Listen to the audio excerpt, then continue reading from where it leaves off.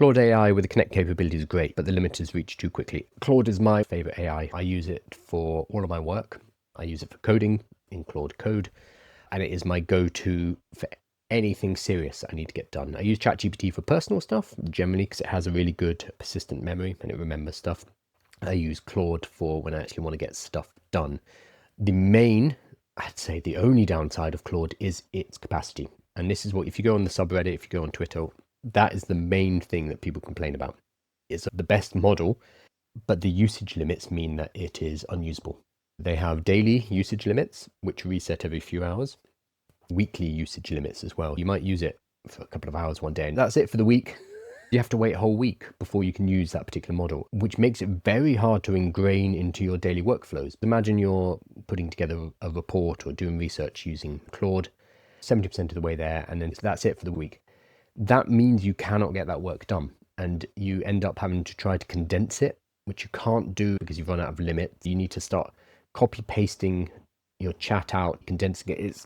It's a nightmare for user experience. That puts a lot of people off, and for good reason. Every time they slam you with that limit, they're basically saying, hey, if you don't want these limits, we have a $200 a month plan, so we could make these limits go away. So I have that plan. Full disclosure, it was given to me for free. I haven't hit the limits for months. For anyone else paying $20 a month, it's insulting.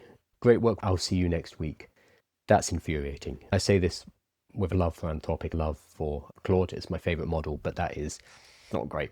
We're about to get Claude Opus 4.5. It just dropped inside their API. Somebody noticed it yesterday. We're about to get the new upgraded version of Opus.